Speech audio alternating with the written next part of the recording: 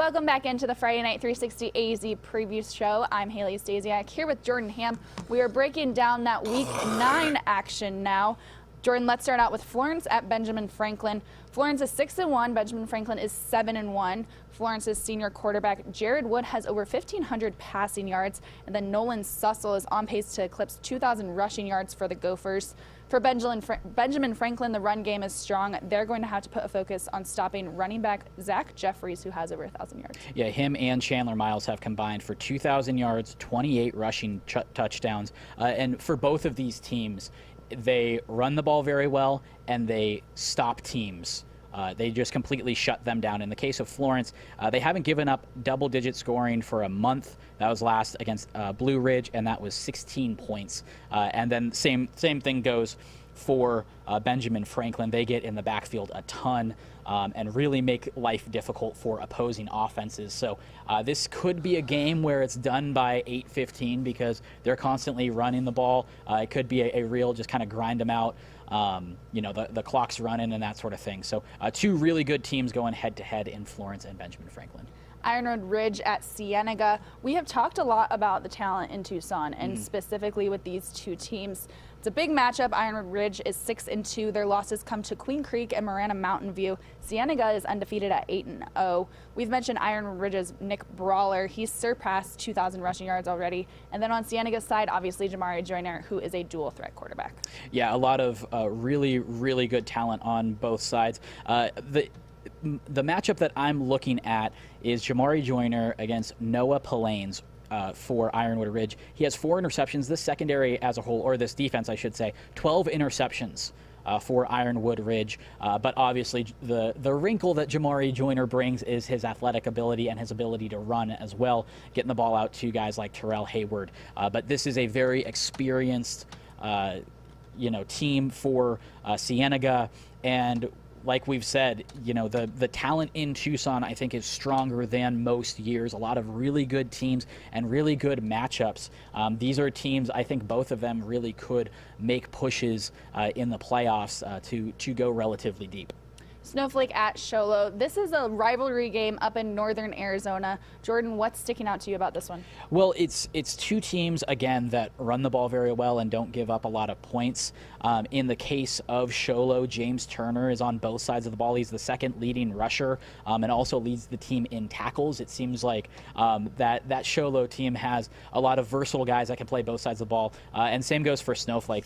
These are teams that have seen success in recent years. So it's going to be a good game. And when you look at that 2A and 3A division, there's a lot of really good teams from up north that usually make their way down come the end of November, beginning of December, and they're playing in the state championship games, and they are tough.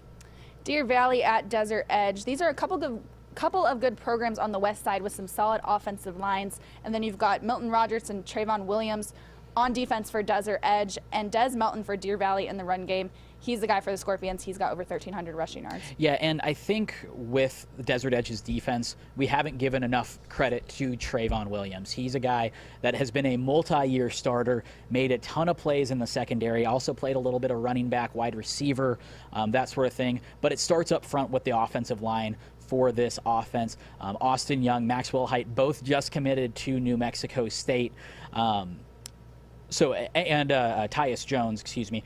So those are kind of the three guys that have logged a ton of minutes along the offensive line. Rocky Perez, one of the most underrated running backs in this state. And then, as you said, Milton Rogers, a guy in the middle, just a junior, making a ton of plays. And just it's a great job that Jose Lucero has done. They did not start the season well.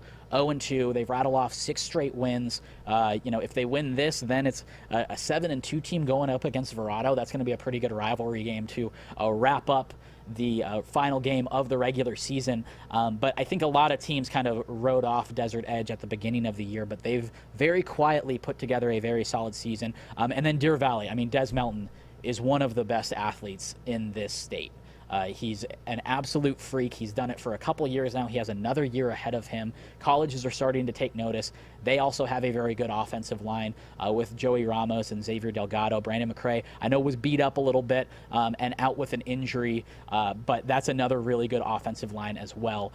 So the challenge for this Desert Edge defense is going to be stopping Des Melton, because I think if you're able to at least limit him, that makes life a lot easier, but it seems like not many teams have been able to do that so far this year. Cactus at Moon Valley. We're going to bring on our wonderful producer, Eric Sorensen, for this one. Eric, you've seen Moon Valley. What can you tell us about this matchup? I think Seth Milliken, their head coach, has done a really good job. They're 5-3, but the Rockets' 3 losses are to Seton Catholic, Cactus Shadows, and Sunrise Mountain. So they've lost to 3 really good teams. They have a really nice two-way player in Bobby Carlin, who I did a feature on a few weeks back at Sports 360 AZ. So this will be an interesting game and definitely a good one to watch this weekend. Yeah, a couple of really good teams that Moon Valley wasn't able to get wins against, but that just speaks to that division and the amount of talent. I think it's a little bit deeper than people think. And again, Cactus is just a team where it starts with Demarie Norris. That guy just runs angry. He's not afraid to lay some hits on guys while he's running over them. And Mahal Lee is a very good dual threat quarterback as well. That's what we've got for you this week on the Friday Night 360 AZ preview show. Be sure to use that Friday Night 360 AZ hashtag this Friday. Thanks for joining us. We'll see you back here at 11:15 next Wednesday.